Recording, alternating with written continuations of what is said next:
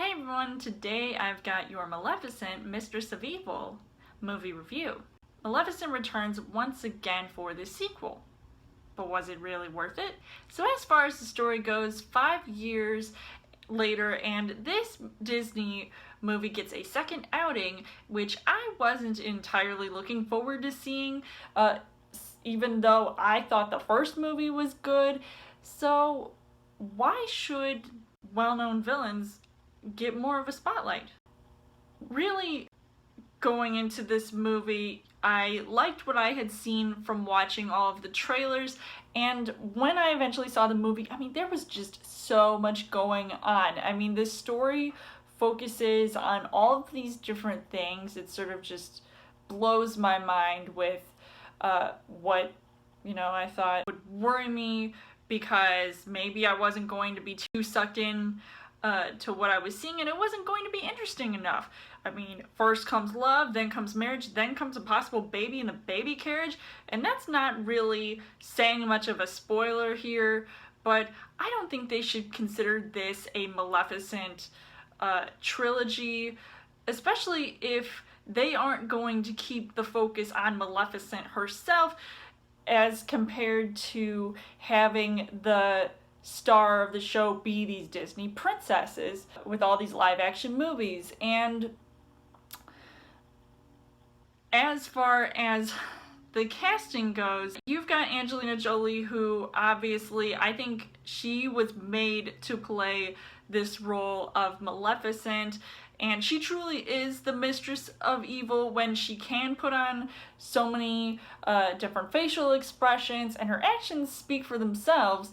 But I feel like they made her too soft at times in this movie, and I wish to see even more darkness from her, because I know I originally felt like they were making her out to be this sympathetic type of villain, and I wanted to see the type of character that she could play from the original Sleeping Beauty animated film. And I just thought she looked really good. She's just so beautiful, and just her whole look constantly changing in this movie, and especially since the first movie, I thought was also really nice to see as well throughout the film. Now you've got Elle Fanning, who plays Aurora, and she has changed a lot since the first movie. And not only does her character get married, but she also wants to protect Maleficent even more from doing anything bad in this movie. So she comes off being more of this hero type, but she doesn't completely stand out to me in the movie. But Michelle Pfeiffer as this queen who is the mother to Prince Philip is not so good herself. And of course, she can play the type of evil villain that you want to see more of as each scene goes by. And I just actually really enjoyed her character, probably up until the end, and then I really couldn't care less about her. So the things that I liked about this movie was, obviously, a lot of people are going to see this movie because of those eye-poppingly gorgeous visuals, and it was colorful like I know a Disney movie could be, so obviously they had that on point throughout the film.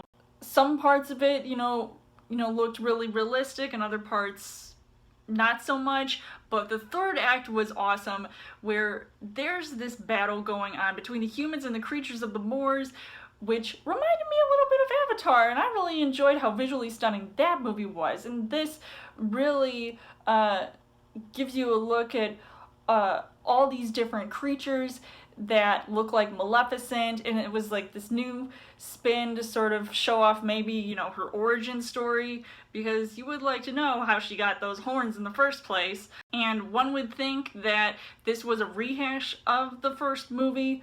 Think again. They added something that I accurately predicted that I wish they had put into the first movie by the third act, but when I saw what they did, I was like, yes, it reminded me of the Disney animated film. But unfortunately, the things that I didn't really like about this movie was that the amount of CGI that they used in this movie was just not really necessary. Now I know some things, weren't as realistic because this is a fantasy type of movie, but come on, it reminded me of how the first Alice in Wonderland turned out, and even Oz the Great and Powerful, and how that CGI looked. And I know, like, things have changed over the years, but come on, sometimes it became too much to the point where I was completely taken out of the movie.